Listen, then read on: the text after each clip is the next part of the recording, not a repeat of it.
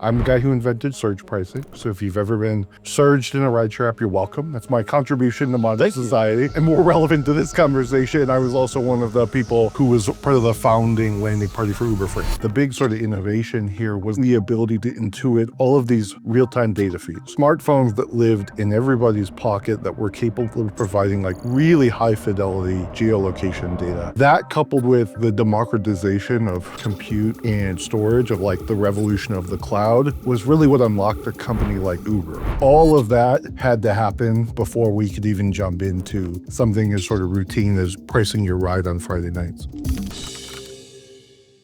Kevin, thank you so much for sitting down with us. This is a pleasure to meet you. We've heard some pretty good things about you. You have a very interesting background, and we're super excited to learn a little bit more about it. Yeah, of course. Happy to do it. Okay, so we're here in San Francisco. We're at Rack Ventures. This is Rack House HQ. Rack House HQ. And you are the co-founder. I am. I'm the founding partner. So I started Rack House in 2020 in the middle of the pandemic after about 15 years of building in the machine learning space. So I'm Midwest by birth, was trained as a physicist, came out here to fall into the sort of data science trend. Came out to San Francisco 2010, 2011. My big claim to fame is I was early on at Uber. So I joined Uber as formerly their 21st employee. Joined them in super early. Yeah, it was. And even then it was sort of like, there's probably 12 people working at the company. Second data hire, got thrown very much in the deep end on the app. And so two claims to fame. The first was I'm the guy who invented surge pricing. So if you've ever been surged in a rideshare app, you're welcome. That's my contribution to modern society. And more relevant to this conversation, I was also one of the people who was part of the founding landing party for Uber Freight. And so my last couple of years at Uber were totally in trucking, long haul logistics. Had an operating career up through 2020. When I wanted to get involved as an investor, I saw an opportunity to work with founders, support founders, and frankly earn returns by investing in the earliest phases of AI and data companies kind of across industries. We have a strong strategic affinity to verticals like logistics, supply chain, and freight. But we invest kind of across a pretty broad basket. What does a data scientist or someone of your caliber do in the early days of Uber? I'm fascinated. Totally. I mean, so it was very fascinating because initially you thought of Uber as like a taxi service, just like more illegal or something, right? Listen to the bit. Let's say we're like quasi-legal, right? So you're like, what is the data problem, right? But like the thing we figured out very early on was like Uber is a throughput problem, right? Like, so when you are riding in rideshare, like one of the things that everybody thinks about their experience is it's like, I call the car and my experience is very first person. Like I get in the car, it goes where I want to go. And then like I check out, right? We as a fleet manager is sort of in that sort of platform are worried about the whole shift of that driver working, right? They're doing trips left, right, and center. And so a lot of things, even when it came to like dynamic pricing, was about how do we maximize flow through a network? How do we make sure the cars stay kind of consistently where people need them? Because in that sense, the quicker we can pick you up and take you where you want to go, the quicker they're available for the next person. So Uber was a massive optimization problem. In my mind, like rush hour is a math problem. It's a turbulent flow state problem. And so I just got obsessed with market dynamics. That was what drove surge pricing and be part of it, but a lot of our work in mapping and time of arrival and all the geospatial data stuff we built. And then as you got bigger, Uber was also like a customer experience problem. So we got involved in customer support and automating those flows. And this was actually a big part of we were launching Uber Freight as a brokerage. We were trying to figure out what sort of data can we bring to bear on the operational workflows where you're working with people booking loads, you're trying to talk to drivers, you're working with people who are shipping. That was all more emergent at scale. But early on, it was just like, how do we get the cars to the people? It's interesting talking about the throughput problem. Totally. Because if you're trying to rationalize capacity in the freight world, very similar. Totally. There's a reason I got tapped to jump into the Uber Freight bucket is exactly this problem where when you think about surge pricing or even like load pricing, right? Of course, they are thinking about the revenue they get for that transaction. But when you're talking about pricing a load, a lot of the calculus is like, well, you're taking my truck to Albuquerque, and I got to figure out how to get that truck from Albuquerque to a place where I got another load waiting. Yep. And that cost me money, it cost them money, so you're going to be paying for that in the form of a surcharge, right? It's very intuitive. I mean, freight, take it on faith, this was like mind-bendingly crazy to the people in the delivery space at the time, but like that's kind of where the Nuts. right, totally, exactly. But that was basically my first 3 years at Uber.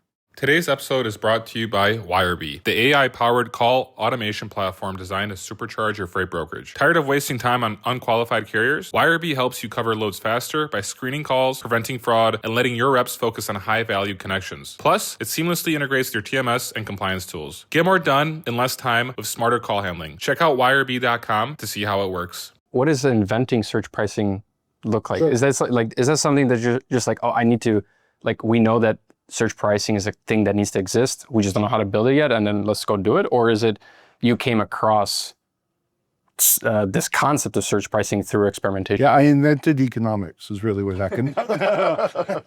No, that's a good question. So first of all, when I say invented, I actually mean this in a very literal sense. Like there is a patent with my name on it for a system of dynamically modifying prices as a function of real-time supply and demand. So one, I was not exaggerating there, but two, it's like the big input, the big sort of innovation here was not so much the idea of intuiting in times of high demand, prices should be higher, right? Like if you've ever like taken the taxi on New Year's Eve or in a blizzard or something in New York City, like Expect to pay $150. yeah, exactly. Raising prices in times of demand is as old as the jitney industry. For us, it was basically using the ability to intuit all of these real-time data feeds. So you've got like ubiquitous smartphones, all the cars have phones. We have a really rigorous understanding of sort of demand curves in time. We have a reasonably good understanding of sort of where the car is going to be if you put in your destination. Of course, you can change it, but for the purposes of this, assume we know where you're going to go. And so all of those served as inputs to a pricing system that we were doing real time. So it was not so much the idea of like economics as it was the ability to process all that information for every pricing experience, we had these little hexagons. So like for every hexagon, every 5 minutes, we were revising prices. That was a much more involved technology system, but it all, it follows on this idea of, buy low, sell high. Mm-hmm. Classic economic behaviors. So that was the system that you invented. That's right. To ingest and make meaning of this data. That's in a lot of people, like you think about Uber, and there were like so many of these sort of precursor tech trends that had to have happened, right? The huge one for us was like the rise of smartphones that lived in everybody's pocket that were capable of providing like really high fidelity GPS data, like geolocation data. Mm-hmm. That coupled with like the democratization of compute and storage of like the revolution of the cloud was really what unlocked a company like Uber, where suddenly like the transportation network was machine parsable through all of these phones. And like a guy like me on Series A levels of funding actually had the ability to number crunch some pretty advanced, operational research solvers to roll out these systems. Was like, yep, we can price basically within 3 seconds, within the time scale, what you need to do real-time pricing for rideshare. Like all of that had to happen before we could even jump into something as sort of routine as pricing your ride on Friday nights. So when you think about the complexity of what you built, surge pricing and all these other inputs, when someone was like, hey, Uber Freight, right? We're like, this seems a little like not as sexy, because freight, at least in the world that we're in, it's like the massive industry that nobody pays attention to. Totally. Compared to this big, gigantic behemoth that you all built. Well, for me, it was super fascinating because I have always been, I think, a little bit of a contrarian. I would say like my personal lived experience was like, I am a public school kid from like rural Michigan. And I got like a personal, just like visceral joy out of like dunking on like Ivy League kids with silver spoons in their mouth in general. Like I just love that. Full stop, right? Yep. Like, and then I remember like it was actually funny how I got the job at Uber was I applied at Zynga when I was coming out of academia. I needed a job, and this was like peak Farmville Mafia Wars, like OG social media graph. That was the coolest job. Yeah. and I got rejected from Zynga in like 15 minutes. Like I submitted my resume and was like insultingly fast, right? It was like somebody clearly as a recruiter saw the email come in, looked at the resume, was like, absolutely not, and just like rejected it. And so I had a chip on my shoulder a little bit. And I like that Uber at the time, even now, was like very early on in this idea of like the sharing economy and the gig economy. And they were going in a totally different direction in terms of math and tech from social media and B2B SaaS and all these other big trends. So I like that. I got excited by that. We got even more excited when people said Uber will never work. I remember we went to Chicago and there's like a doorman who was like, you want to know why Uber will never work? And the taxi shows up. And then we like ran circles around them. So when people are like, freight, never going to work. It got me excited. Like I like when people are like, this It's not going to work. Oh yeah. It's good. I mean, you got to have a chip on your shoulder if you want to do something monumental. It's not easy when everybody wants to see you win. It's more if it were obvious, like it wouldn't be a business opportunity and that kind of thing. That's what I think about. When you think about applying your skill set and then taking that to freight, what were some of the harder challenges that you had to tackle? For sure. On the freight side? For us, it was really interesting because like, we knew from the rideshare era that you need to come with an immense amount of respect for the guys behind the wheel. Like we even knew, even when we're doing routing and ETAs, like the pro limo drivers, the guys who've been driving, New York, Chicago, whatever, like they were running circles around Google Maps for years, right? And it was neither going to be a good business strategy nor pragmatic from the product perspective to try to show up with like two nerds with MacBooks and like, here's how you do your job, right? And so we like knew that, and you have to bring that to the sort of trucking and freight, right? The guys behind the wheel, even frankly, the operations folks are very, very good at their job. I mean, not everybody is, but the people who are good are very, very good, right? And the challenge we had is even we realized respect was important, but like lived experience was also important, that we as millennials of the time could ride Uber every day. Like I would ride Uber to work, I'd ride Uber home. You got like Uber credits as a perk, but it was also kind of dog fooding. Like I could not like just like ride a semi or book a load of freight. Like I didn't have that same lived experience. So we had a lot of this where even early on, we're like going to truck stops, out in the middle of nowhere, out in Ontario, 2 and 3PLs to try to build that. But even still, you had to there was another chasm you had to cross where we were doing way more user research just because I couldn't book an Uber freight load home from work like you could with rideshare. Right. I mean, that was a big shift. I think the other component of it is because it's so B2B, changing behaviors was harder, right? Like convincing somebody to try rideshare was as simple as download an app, here's $20, first ride's free, and you got somewhere to go, especially Friday night or something. Let's just say it was not the world's toughest sell. And on the driver side of things, it's how would you like free money? Basically, and they're like, what kind of scam is this? Right, exactly. And I remember there was the era where you brought a phone. So not only was it here's free money, but here's an iPhone to go along with it. So you guys at Uber Freight? Early Uber rideshare was we had a whole era where we were at one point the biggest purchaser of iPhones in the country by a big margin. And so we were doing some of that with Uber Freight where we give away iPad minis with the Uber app on it and stuff.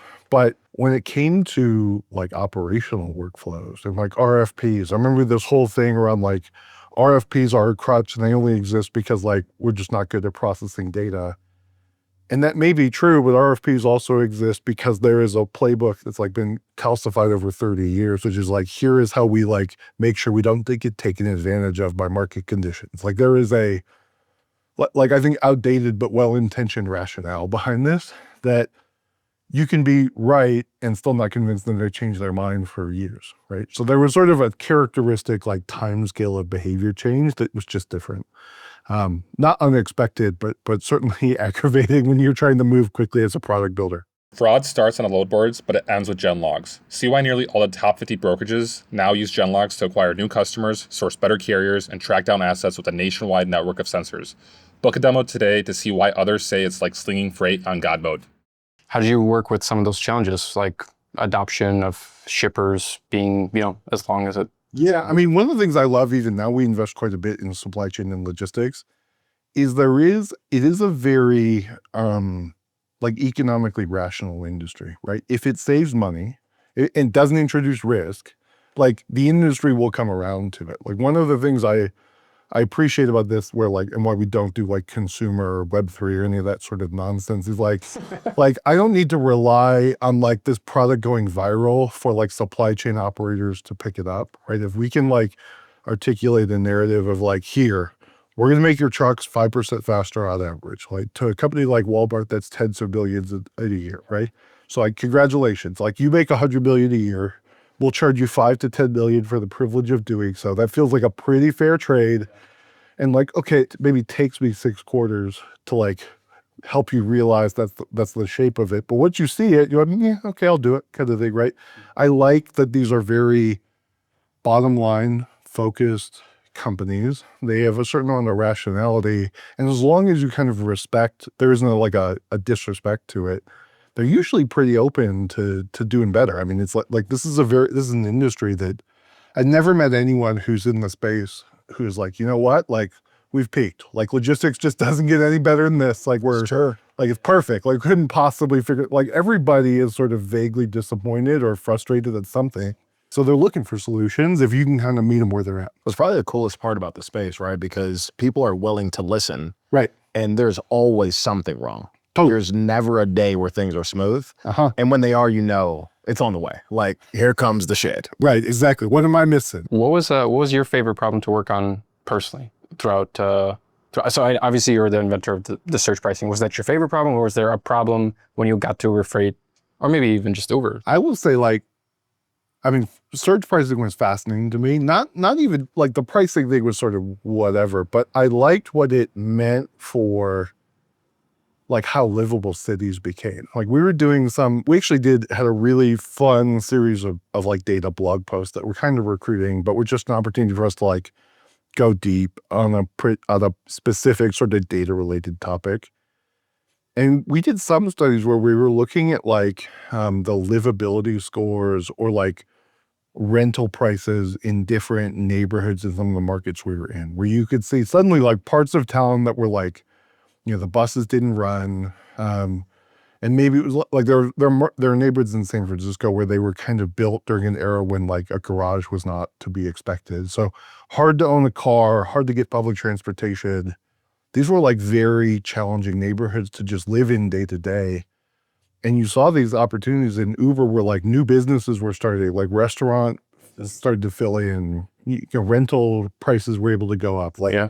I just like the idea of changing, like improving how cities operated. Big picture, I love that. On the more tactical front, one of my favorite personal projects was fixing the Big Dig in Boston. The Big Dig. Yeah. So Big Dig is like a big tunnel network. You've got Logan. It's like 3 or 4 entries all underground. And if you're in rush hour in Boston, you can sometimes spend 30 minutes just like in this tunnel. I was just in it last week. Totally right. It was really cool. Yeah. So early on in Uber, if you lost GPS connectivity, the phone, just because like it was a very early product, would route you to latitude 0, longitude 0. Like when it lost connectivity, just assumed I'm at 0, Like 0. null, basically. Right. So we always joke that there's a, lat 0, long 0. There's a place called Null Island somewhere in the Atlantic or whatever. So you go to Null Island, then you come back to Boston. And so Uber would very cheerfully charge you for the distance from Boston, Massachusetts to Null Island and back. And so we built these heuristics for like, do not charge someone 10 grand if this is like an Uber trip. Like, Yeah. And so we had to build this system where it was the first time where we were doing like alternative data inference. So we had to basically use the accelerometer in the phone to determine like, okay, we're in the tunnel. We've been sitting in tunnel. And an accelerometer for the audience is just measures your acceleration, how fast. And so it was like a fun math problem, but operationally, I remember we like there was maybe 30 people at the company. And so I like showed up at the airport with literally a suitcase full of cell phones. Cause the mobile team is like, here's 100 phones and we're going to go do data collection. And so I just threw them in a suitcase and the TSA agent was like, what is going on? Like what is this? I tried to like get my bag open. And then we just like turned all the phones on with this little like GPS collection app. And me and one of the Uber ops guys just drove like Cambridge to Logan to downtown. We just drove Boston for like 2.5, 3 days. And these phones are just in the suitcase? Just literally sitting in the back seat, just like collecting data, just boop, boop, boop. And I realized like you can just kind of do stuff. Like it's it was like the coolest experience for me to not just are you like empowered to do this, but then we took this data and actually fixed the problem. Like I loved that kind of feedback that you get at startups. Like you have to like wait for approval. You don't have to like figure out the like perfect like experiment design. You can just do stuff. And then I remembered like, seeing this from the customer support experience, seeing the number of tickets go down. It was like great for everybody. It was win for customers, win for Uber, win for the mass. So I love that project. On the topic of changing how something like Uber changed cities, right? Kind of movement around cities. What do you think as we every other block that we walk out, we see a Waymo, right? With no driver now, right? What do you think, how do you think that changes cities even further, maybe 10 years from now? Honestly, I don't know. Short version is I don't know. Like one of the things I'm trying to work on as I get older is admit when I'm like, instead of confidently say something. So let me caveat this by saying like, I don't know for sure. What I think is interesting about the autonomous industry in general is we had actually done some studies inside of Uber where we said, look, we're dispatching with human drivers. Human beings are failed creatures, right? Like we as sort of a matchmaking service do not have perfect foresight. So if we sent you a car, we wouldn't know that maybe you guys were going to request a car 3 minutes later. And if we had known that, maybe we would have dispatched it differently. Or it's potentially one of the partners didn't necessarily, like they rejected a request, even if it wasn't in their economic interest to do so.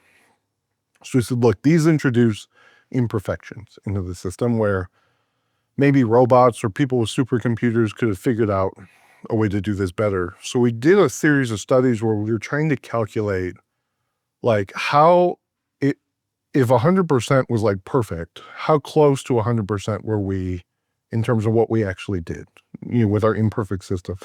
And at the time we were averaging well above 95% of perfect. And 95% represents of basically like theoretical revenue potential is the way you can think about it. So if we had done this perfectly, like more people would have gotten rides, Uber would have gotten more revenue, the system would have had a higher throughput, right? I think is interesting about autonomy in general, especially as applied to rideshare, like on a per hourly basis, like there isn't a lot more improvement in efficiency in the system. So your car, if you think about this vehicle, is basically earning grossing the same hourly wage as an Uber driver. They can work longer hours per week, of course. But again, humans are pretty good at figuring out the hours of the week you should be driving. It's not like there was like a massive windfall window that the humans didn't figure out. So I think that these cars will make slightly more money than an Uber driver, but like 20, 30% more. Like, I don't think it's like triple what an Uber driver makes. And so the challenge with that is you kind of weigh that income potential against the fact that vehicles cost what, 150,000, 170,000 to make? Yeah, maybe a little bit more. Right. There's a reason why Uber drivers aren't driving $150,000 cars in the human era, right? Like this is just like not an economic. Well, pre-Uber, they were driving with medallions, right? Which were right.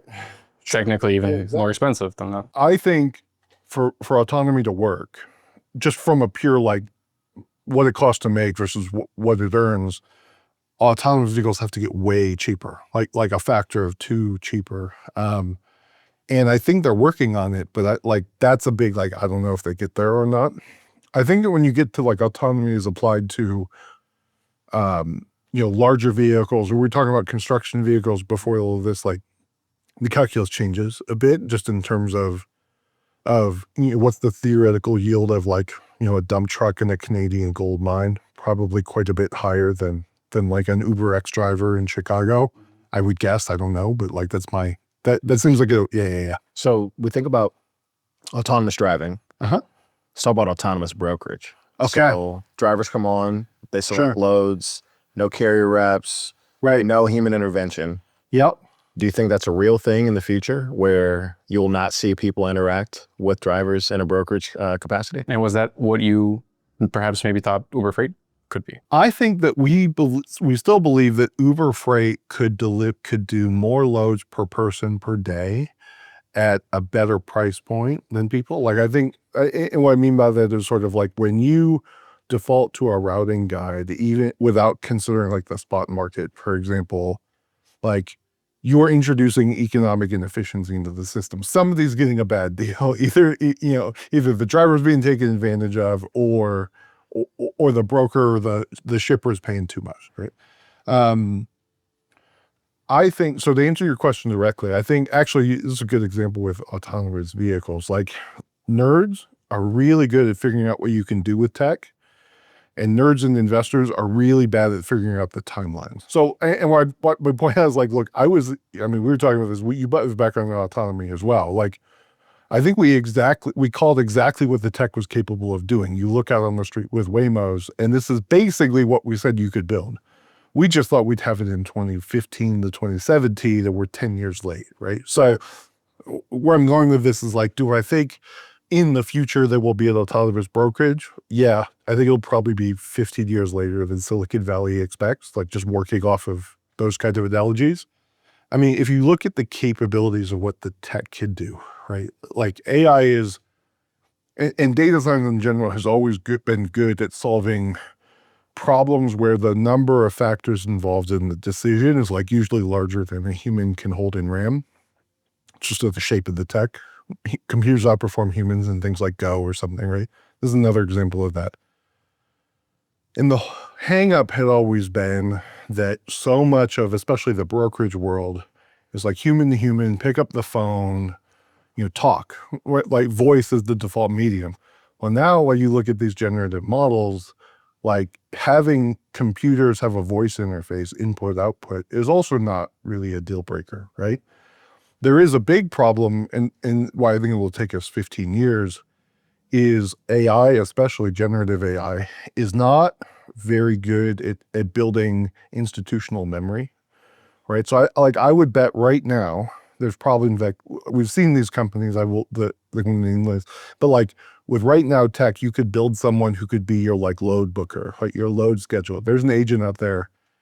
The problem is that you can't really download memory or learning loops in. So your load booker, it's like every day is their first day in perpetuity, right? Right, exactly. And like everybody who's worked at freight just is like, new guy. Like, I don't know, like, and many people don't survive the sort of burn-in period. And literally it takes you like 10 years to get every nuance and every connection and know who to call and how to finesse it. And like AI just didn't have the ability to like internalize those learning. They're working on it. I think like that's where the tech needs to get solved. And if there are jobs within freight even now that don't require that institutional memory, my hunch is that they're already making inroads. But I think the hard stuff, again, it's like we know some of the same people in the brokerage world. Like it took 30 years for them to figure out their roles, and you can't put that in like a prompt window in a ChatGPT prompt. Like, you can't do it. That'd be pretty tough. There's also so much innate problem solving that has to occur during the life cycle of a load. Right. Even if you wanted to make it completely hands off, which maybe that's more efficient. Right. What do we do when there's an outlier? And I've been in this business for 30 years. I know how to handle it. Right. The robot doesn't know how to do that. Right. Exactly. And some of this is like, I will say in general, the like historic debate of saying like, oh, computers will never be able to handle blank. Like given a long enough time scale, like people who would take man over machine tend to lose. Yep. But I think the time scales here are important, right? Like the thing that bugs me, and this is a larger conversation than AI in logistics or in brokerages, is this idea of like conceptualizing AI as we are a year or two out from AGI. And then shortly following that, we will have achieved either like a utopia or extinction, right? There's sort of a like, we've all got 24-ish months to kind of operate, and then like, it's not how it's going to work. Like it is going to be, in my opinion, very biased opinion, like the personal computer, right? This will be 20 or 30 years of like 3 to 4% global GDP growth, which will be phenomenal, right? Like I think the PC era averaged like 2.5 to 3% global growth. You compound that over 30 years. That's like species changing levels of wealth generation. I think AI will be the same. And a lot of the reasons that hold it up are eminently human, right? It's like AI stuck at booking loads, right? People are nervous about that. We need to figure out a way to take care of the humans as computers become capable of delivering more. I also think the other conclusion of this is like my recommendation for anybody working through AI anxiety is to think of it as an opportunity to be more ambitious, right? Like I've never met an executive in logistics or freight who wasn't constantly like, how can we serve our customer better? What can we do more, right? Like how can we be faster? How can we be better on revenue? How can we do, less defects? Whatever it is, they're always on this sort of endless game, endless sort of mindset of doing better. And couple that with an entire like recruiting and people department who's like, how do we find the best logistics people in the industry and motivate them and retain them and keep them? Like, to me, it makes no sense that you take that starting condition, introduce AI of like, well, 10 to like 30% of you off. Like, you've got the best people. You've got the tool that lets you do more, like go do more kind of thing, right? So I think it's kind of short term, which is like, if you assume that the status quo isn't going to change, then you just look at cost savings. I think that's very short term focused. I think the companies that are doing it are already regretting it. I say it's an opportunity to do more for the same number, for basically the same salary spent. Sorry, when you say the companies that are doing it are regretting it, can you elaborate on? Yeah, there have been, a couple of headlines. You talk with like executives like Klarna, for example, who says we've replaced our entire customer support department. Okay, understood. Yeah. This podcast is also brought to you by Highway, the carrier identity platform that's revolutionizing how freight brokers fight fraud. Every day, new threats emerge, but with Highway's robust tools, you're always one step ahead. Last month alone, Highway stopped over 54,000 fraud attempts, solidifying its role as a trusted partner to over 600 3PLs. Highway stands as your shield against the threat of stolen identities, double brokering, data breaches, and more, ensuring that your operations are secure and your transactions are safe. So, if you want to focus on what you do best and leave the worries of fraud behind, it's time to partner with Highway. Visit highway.com now to book a demo. Highway. It all starts with carrier identity. So what they're regretting is that some companies tried replacing their human workforce. I think the shape of AI disruption and AI disruption anxiety is something along the lines of something to build a good AI. It's going to come from my job and I'm about to get fired and replaced with a ChatGPT prompt. It's sort of like I'm oversimplifying, but it's something in those lines. I think it's hard to speak in absolute generalities here, but I would say by and large, the vast majority of AI adoption will result in some people's jobs becoming obviated, but far more people using this as an opportunity to be challenged to do more or deliver more or focus on more of the strategically important parts in your job. Or new jobs being formed. I'm hearing about, for example, a new title I've been hearing is, which makes sense to me, like a context engineer. Sure. So somebody who is a really good writer and can very descriptively write how a process should be interpreted, and then that's kind of fed into like a ChatGPT or whatever prompting system you might be using. I remember in the autonomous era too, there were businesses and sort of new opportunities created where you needed drivers to like be able to work as like rescue drivers for like stuck cars or trucks, where you would work from a simulator and like parachute in, like, okay, like the bulldozer got stuck, like, can we drive it? And they were looking for very experienced drivers and equipment drivers, because you can get the tactile feedback because you're in a simulator, right? It's got to be much more sort of cerebral, where yes, you see the mirrors and all of that, but you're kind of working through a simulation screen. And so a lot of these seasoned truckers who were like, look, I'm getting to a point in my career, in my life, where I don't want to be on the road for, 25 out of every 30 days or whatever it is. What if I just like drove down the street, worked from an industrial park, drove trucks or got things unstuck, came home every night? Like, it seems like a pretty great opportunity kind of thing. I think that's certainly, like, I'm cherry picking a very kind of idyllic example, but I do think change brings evolution, and evolution is more likely to be good than bad in my very optimist view. One of the things you mentioned I think is interesting is AI being slowed down because people may be afraid to implement it. And so you think about how much further an organization, maybe it's an SMB or a lower mid-market brokerage, how much further they may be able to get by feeding information to different tools that might allow them to be more efficient. Yep. But they're like, no, right? I'm afraid of that. Man, we see it every day as we talk to people. They're going to get left behind. And there are so many more things you can do to equip your team, but you have to lean into the kind of scary part to figure out how it helps you be more efficient. That's true. I mean, but behavior change, especially if it requires you to give up maybe something you're attached to or something you like have part of your identity in, is tough. I also want to call out that sometimes the fear is not just like Luddite or like I'm just like afraid. Sometimes the hesitation is very reasonable. It's like, for example, there was a early on in ChatGPT, there was a whole wave of people who were like, I can't use this product because I don't know where this data goes. So fair. There's no audit trail. Like, for all I know, it's going to like Sam Altman's inbox and he's just reading it all. I'm like, of course he doesn't, but like, that's a very healthy fear. That's driven by like your CISO is like, absolutely do not use this. And I think that those types of fears are the ones that are more immediately addressed in time. We saw, Microsoft and then followed by all these other providers were rolling out like Enterprise. SOC 2 compliant, enterprise grade problems. So sometimes the fear is more transitory and not an animal fear, but like a strategic. This is risky. But I think both of them represent sort of brakes on innovation. Like it slows things down. Yeah. So in terms of let's say the fully autonomous brokerage picture, right?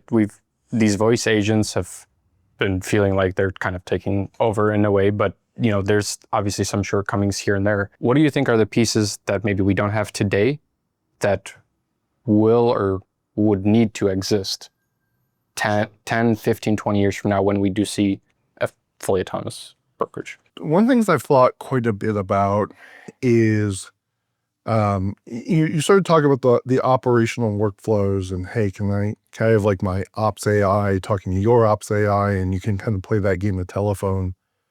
One of the sort of intrinsic challenges with AI in general, is true of like junior employees too, is they don't really have like a great BS detector and they don't have really the ability to kind of like infer hidden information or hidden state that's not present. They sort of tend to assume the facts as presented to them are like roughly verbatim correct and are roughly, and anybody who's ever had to handle like,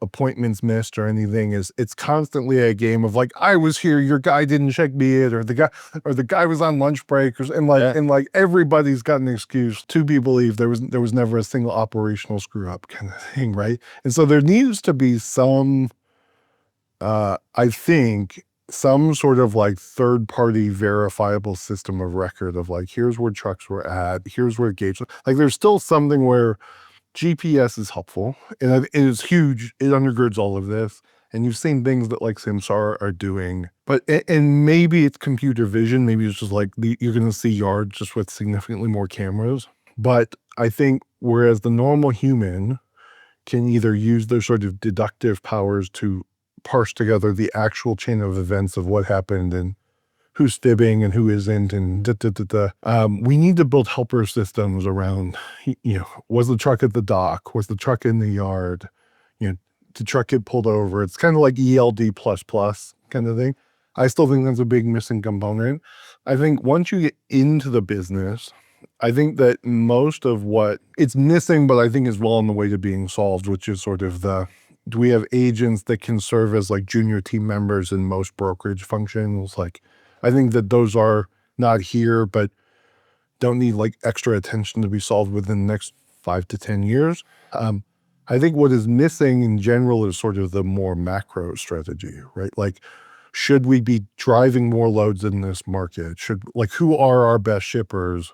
What, I read this headline or something and that suddenly says like, a good example was like all of the AI products and data products did not have any point of view on like when Donald Trump announced tariffs on Mexico and Canada. And anybody in logistics knows, like, my entire business just flipped, and I can roughly guess, like, I can guess 3 of the next, like, 5 major factors in my life, and I know to, like, be paranoid for the next 2. Like, an AI would confidently just come into work the next day assuming, like, nothing's changed. So there's, like, a more macro perspective that I think these AIs just don't have. And that might be the role of humans in this, is sort of the executive leadership to sort of steer all of these groups. I think that's a great point, right? Like you mentioned, having people with a lot of means and capital, and then nerds to build stuff, right? Right. The application timeline may be longer, right? But understanding, let's say technology is a constant and people are all developing really useful tech that's on par and really good. Yeah.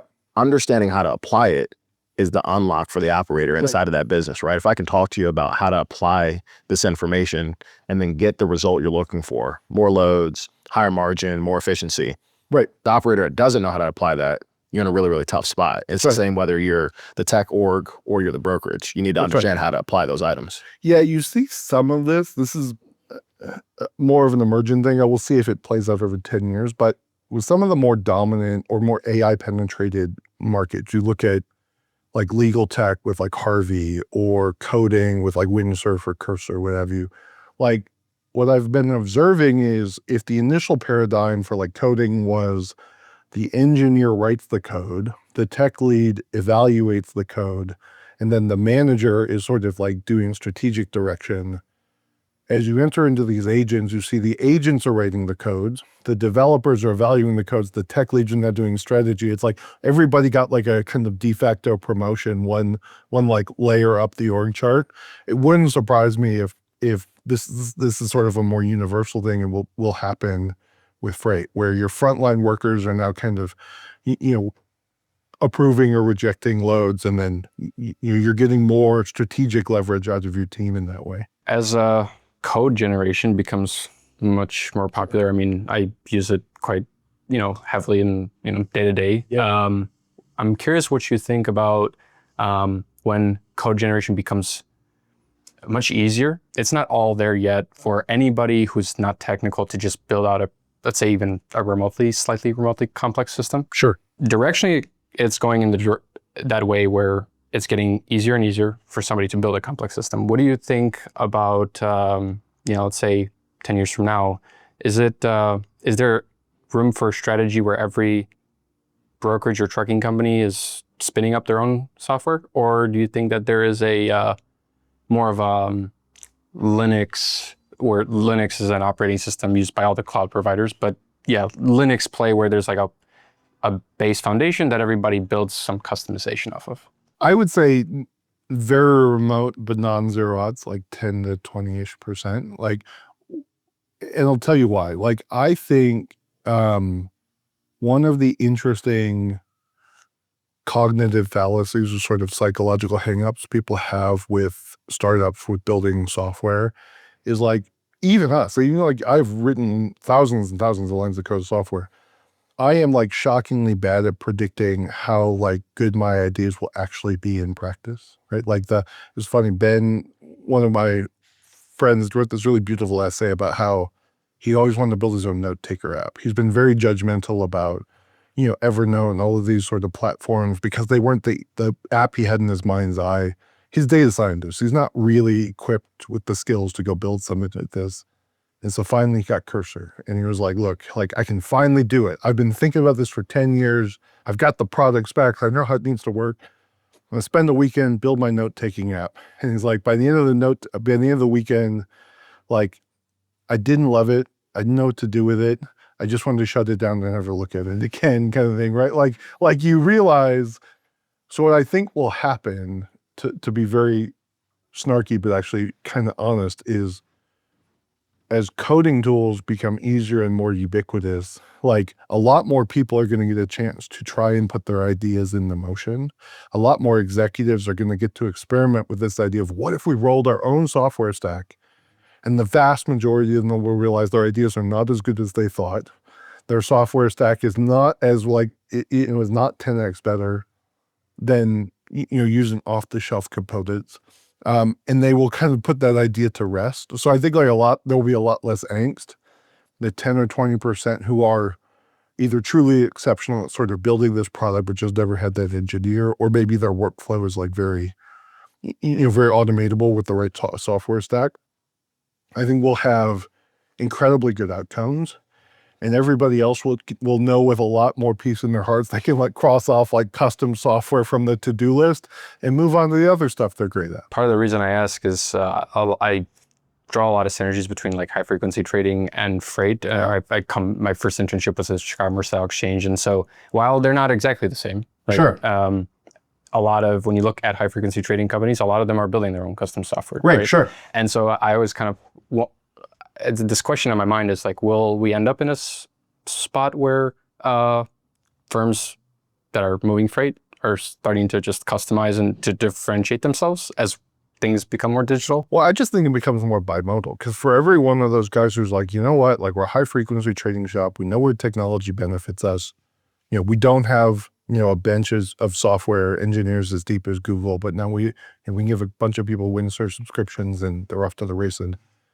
Like for every one of those, there are 10 guys who are like, you know what I'm going to do? I'm going to start a quant trading fund on Robinhood, right? And I'm going to like, where NFTs or Polymarket or whatever, and are just like, okay, like I just lost $1,000. My wife told me I have to go on to the next project, and I can just put it away, right? Like I think like those examples are the exception that proves the rule, because you can go on to like, r/n8n or pick your favorite Reddit, and there's lots of stories. There's lots of stories of people like, I built it, I published this automation, I made like $50 from a buddy, and then nobody used it again, kind of thing, right? So I actually think people are coding faster. More people are coding. Big picture, that's a good thing, but that is not necessarily going to lead to everybody has good ideas and we all get our own software. I just think we all figure out if our ideas are any good or not a lot faster. So we think about a lot of money that just flooded freight, late 2010s, right? Some worked out, some didn't, right? A lot of things based on digital freight matching, automation, things of that nature. And as you mentioned, timelines just take longer or have taken longer. Now we see a lot of investment in AI. It's the new wave. And there's a lot of organizations, voice models, agents for brokerage and whatnot. Anything you think is different? Anything you think is the same as you look at that? This makes me sound really old. This is like the fifth. You're not old. But it's like fifth hype cycle I've been through, right? So it's like when I was in academia, it was like big data, Hadoop, HBase. And then like, I like started Hadoop, and like right after I started, like 3 months later, it was like, HBR had the like data scientist, sexiest job of the 21st century. And there's a whole wave of like empower the data scientist. And then there was like, data tooling and data science, like ecosystems. And a few years ago, there was like deep learning and AlphaGo and all of this. And then in between that, the tide goes out, right? And some of that is, sales forecast myths. A lot of it is VCs start to, regret some of the checks they wrote. Like hype cycles are part and parcel of the innovation process. I have a different perspective on it now that I'm on the investing side of the table. And we think a lot about not necessarily good or bad, but just like, it's very important that everybody, customer, stakeholder, investor, founder, you just gotta know where you're at on the cycle, right? And there will be times when money is easier to get from investors, and there are times where money is not, right? And all of that may be true, but the fundamental rules of like being successful in entrepreneurship over 30 years don't change, right? It's like, know who your customer is, love them more than anyone else, build a product that solves a valuable problem, ideally in a way that costs you a small fraction of what what it costs to solve, right? Like business is as simple as those 4 things, good market, bad market, hype cycle, dot hype cycle. So in that sense, that's been true ever since I started in startups. I think what is different about this cycle is we're touching a little bit with like transformer models have introduced the ability for free-form text, free-form conversation, images, video to become not just machine parsable and optimizable or generatable, but like effortlessly so. Right, you've always had the ability to like do like natural language, like NLP text, natural language processing, since my career started. But now it's like accessible via an API call. And so I think when access to that kind of information and that kind of input-output modality happened, a huge number of industries, many of whom like have not meaningfully participated in most of the last 10 to 15 years of sort of tech, suddenly went from like below the line to above the line for like where startups can innovate. That's new. And I think that will be meaningful. I think there will be a significant amount of value created for investors. I think there'll be a significant amount of value created for customers in some of these industries that didn't really participate in like the mobile app revolution or the B2B SaaS revolution. And so, I mean, we invest in that. We're excited about where that goes. But I still think the rules are the same, right? Like we invest in founders. One of our top questions we ask ourselves is like, do we think this person knows their customer better than anyone else? If they're pitching us a company, we want you to be the most customer obsessed, the most product focused person. Yes, you need to know AI, or you need to have a CTO who knows AI, but we don't want to backstop like the world's #1 person in AI who doesn't know freight, right? We'd rather backstop the world's #1 person in like freight operations who has a guy who's good at AI, but what we believe is they will know more about freight than any other founder in their space, as a for instance, just because like every one of my instincts screams to me, having, you know, built some of this stuff, sometimes not well, but having built this stuff, knowing that's the recipe that will lead to both great companies, but positive externalities in the field. Very enlightening and interesting. That's kind of why we wanted to have this conversation, hearing it from the, you know, investors. Well, I think there was sort of an era shift, like maybe 4 years ago, right? Like kind of right around ChatGPT launching. I guess that was 3 years ago. 2022, but like, November. November 2022, right? I remember exactly where I was sitting. Me too. No, but like in the SaaS era, or in the, you know, you pick a name for it, but then kind of the pre-Gen AI era, what was hard, first of all, the tech was pretty mature, right? Like, and the go-to-market was also pretty straightforward. It's like you can build an app, you can build a B2B SaaS website, you can build an open core product. Like there was like 4 playbooks, like any VC could give it to you. So unique value came from being like the 2 guys in that one AI lab who wrote that one paper, who had this one of one idea. And everything that was hard about the startup was finding returns from startups was like proprietary access to like techie nerds, right? Everything else, I can teach you how to sell it, I can teach you how to market it, like I think with the rise of where we're at with AI, like tech and intelligence, arguably the best tech in the field, is accessible by the token through an API call from one of 6 vendors, right? The tech is not the hard part. There are parts of like, there are some ancillary things, but the core, like you don't need a brain trust of like 15 AI PhDs to start a company.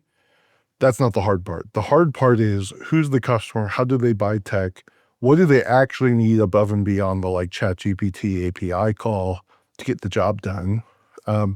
You know, are they wrestling with security? Are they wrestling with insecurity, right? Like all of that is domain expertise and go-to-market and product. And that was not true really at any point in my career as an investor until the last 2 or 3 years.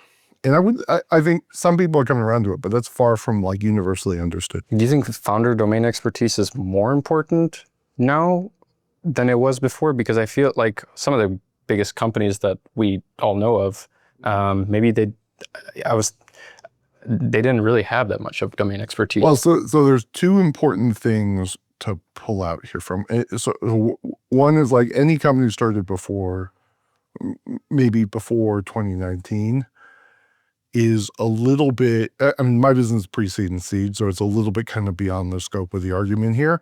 But what I think is interesting is like, and I know this for a fact, because in my mind, usually like we're in the hotbed of startups, right? And it's not all that uncommon for somebody to like come home from work and be like, all right, that's it, I've had it, I gotta go start my company. And they call up their, you know, their co-founder or pseudo co-founder.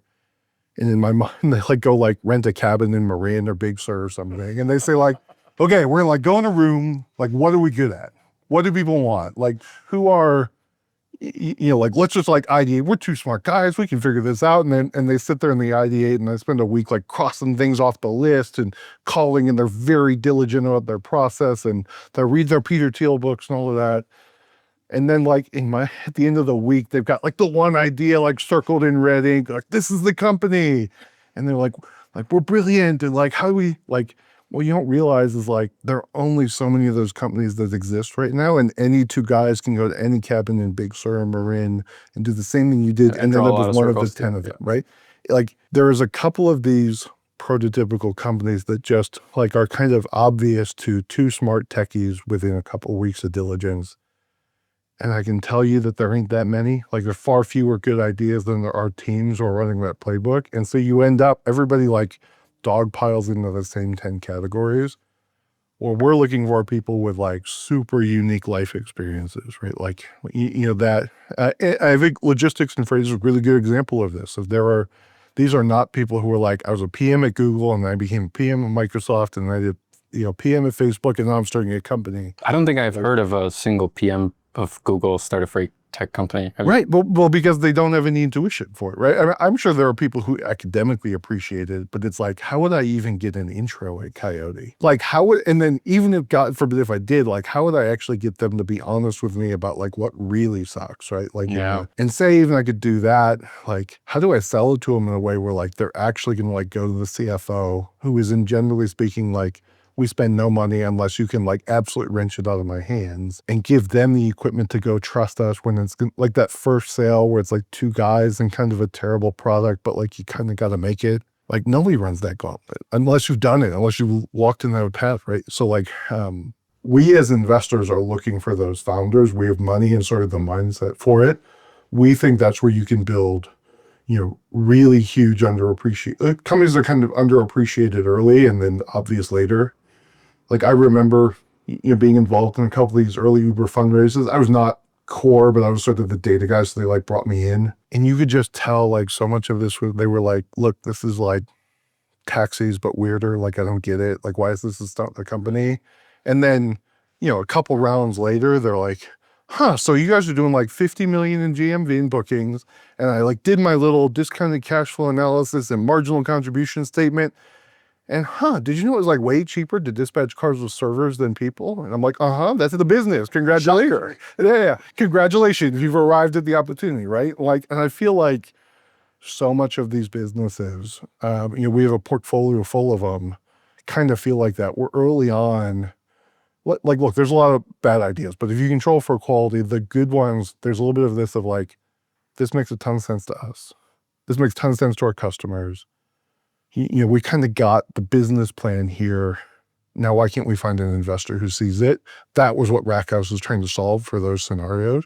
We think logistics is one of those spaces, but that's how we think about it. What's the most fun thing you're working on now as an investor out of the operator seat? To me, it's fascinating in that, so I've actually been building a lot of the systems behind the scenes at Rackhouse, where like, that to me is a lot of fun because I you know, walk what I talk in terms of we're using a lot of AI to do process automation. So, as a true builder. Right, but it's interesting because like, and again, kind of I actually think there's lessons learned in this where like we think of like, we're going to be fundraising next year, so we're working on taglines, but the tagline to it is something like technology to enable venture capital to be more human, not less. Where like, there's sort of this idea that like, there's been a wave of data science intersecting venture where it's like we're in like score founding teams, right? Like you've got these scorecards or templates or where you say, and I actually think that works in terms of it earns returns later on, where you say,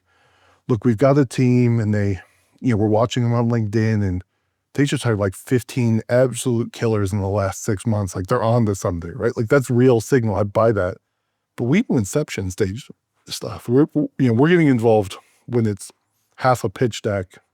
You know, it's like, you know, we're still moonlighting. Sticky note. Right, exactly. And you're like, and like to do data-driven sourcing or data-driven scoring is usually some version, like the signals, if they exist, are so obvious as to be uninteresting. It's like, did you know repeat founders are sometimes good founders, right? Like, did you know? It's like, yes, obviously, right? Did you know if their title is founder at Stealth, that they might be founding a stealth company? It's like, Yes, obviously, right? Like that's like, to me, I think there's also like 20,000 people on LinkedIn that Totally. are part of the by the way- stealth startup. by the way, if you ever want to like sell something to a VC, I'm surprised more people don't do this. Just like change your name to founder at Stealth and you will get 5,000 VC pings from like a bunch of automated system. So if you want to sell something to a VC and want them to come to you, founder at Stealth, free advice. But like for us, so like what I spend my time building, what I get a lot of joy out of is like automating, basically time is a zero-sum game. Like I am fully committed and then some. And so any time I save on anything is time I gain on everything else, right? That's sort of the way I think about it. And so like if I can eliminate data entry to my CRM, if I can eliminate like the need to do meeting prep, if I can eliminate the need to like, find your LinkedIn profile and plug it into my CRM, like that's time I get on everything else. So we have a ton of systems that are about process enrichment, knowledge enrichment, time savings in that way. And it means I get to spend more time doing stuff like this and less time cleaning up my CRM, which is not a task anybody would love to do. At a personal level, why stop building products and more so backing multiple products? There's a couple of dimensions to it. The first is eminently selfish, which is like, I actually think venture is harder than the stereotype. Like people kind of imagine you're like living on the beach, sipping Mai Tais or something. And the truth is it's real job. It's like hard work. But I will tell you the hardest days in venture are not even the same realm of difficult of the hardest days in founding or operating. Like I would regularly pull all-nighters to keep Uber going. Like I worked myself in the hospital once in a particular crazy stretch in Uber. I never pulled an all-nighter since I started Rack House. Right? Like I work hard. We do well. We have good returns for our LPs. I can do it in 50 hours, 60 hours a week, which means I can like found something and be a dad and you're kind of be in the post-operating career. But more fundamentally, it kind of realized it's a mission for me, right? From like a how do I want to spend my time, in that I sort of realized that there's a couple aspects to why this problem hasn't been solved. Because I kind of, that's why I came at this from of like, why aren't there more people doing what I'm doing? And the problem being venture capital or picking the right companies? Why aren't there more people with operating experience investing early on? And why aren't they leveraging that operating experience to find these sort of like non-consensus theses? In our case, like, loving logistics. There are logistics operators who start businesses, and there are some AI or ML people, but they're usually doing more traditional approaches. And it's like, why is this? And I realized there's a combination of, one, you can still make a ton of money working in the industry, like Zuckerberg will apparently give you $100 million to go run an ML to, right? Yeah. Two, there aren't all that many people who have like had a really stellar data career. They're just like there was only one head of data, and this was a field that didn't really exist till 10 or 15 years ago. So it's an early field. And then third, like most venture funds have a certain sort of set of inertia to them. And I think it comes from a very rational place, which is usually if you are on fund 4 or 5 or 6, you've earned reasonably good returns, like good returns early on. And so there's no real impetus for you to call up your LPs and like, you know what, there's a generative AI thing coming. And remember that thing that's made us 30% year on year? We're not going to do that anymore. I'm going to go do this other thing. Like a lot of people would very reasonably say, well, why would you do that? We have 30% year on year. That's good reason. Yeah. And so like to do it right, you kind of had to like start a fund from scratch, which is, so few people in venture, even fewer of those wanted to take on the headache of founding something, have that unique personality defect. You got to have meaningful operating experience. You need to have the desire and interest in starting something. And you need to be economically comfortable enough that 100 million a year from Zuck is like not the highest order thing, right? And I happen to realize I'm like, I might be one of the like very few people who, for whom all three of those boxes are checked. I think I gotta go do this, right? Like that was like the impetus. As soon as I realized there's an opportunity here and there wasn't a ton of competition, and it was like a very positive way to spend, not just positive for my bank account, but like positive for the field. Then the founder and me took over and I was like, all right, we gotta go do this. Let's do it. So you've been doing this for how long now? Launched Rack House 1 in 2020, closed our second fund in the end of 2023. And then we're about 2/3 of the way through fund 2, hopefully on to fund 3 next year. Congrats. That's Thanks, man. Congrats. Yeah, it's fun. It's like, I'm loving what I'm doing. The first person I had to convince to start the fund was myself. Second one was my wife. And once the two of us got on board, the rest of it has been straightforward. It's definitely helpful to have the other half on board for You sure. would be surprised. All kidding aside, like I've had to pull, or I've had 6 formation stage term sheets fall apart because a founder will call me up. Like, I'm like, you guys are ready. Here's your term sheet. And he'll call me. I'm like, I didn't ask my wife or I didn't ask my partner. We talked about it. I can't do this. So if there's any founders who end up watching this documentary, talk to your wives, talk to your husbands early. Yeah. Wow. No way. I honestly never thought that. It's kind of one of those things where it's like your spouse would be like, oh, you want to start a company? Like, good for you. Like congrats. Like, I love that for you. And let's get some energy out. And then once it's real. And then they're like, oh, wait a minute. You're saying like you're quitting the job for which you have like a 401k to go make like very below market money on a very objectively low odds of success, right? Like, you can look at all the statistics. Like, I have a ton of empathy for it. And I'm obviously banking the people who want to kind of play against the odds, but it is a whole family, whole life commitment. And if you can't do that, well, like save everybody, myself included, the waste of time and stop before you start. It's funny that people actually even go out to fundraise without even the understanding that, like, if something does come out of this, it's just like. Well, I think it's like I genuinely believe that they believe they want to start the company. They just kind of haven't thought it all the way through, and they're so busy. I mean, finding the problem and the business model, and like there are like 4 or 5 pretty live or die thresholds you have to cross before you're even really ready for like quit my job and go take money from someone else. So, yeah, I could very much say like, look, let me figure if there's a business here, and then I'll ask the partner or something. Maybe I don't know. As I said, I talked to my wife before I talked to the LP, so I did different.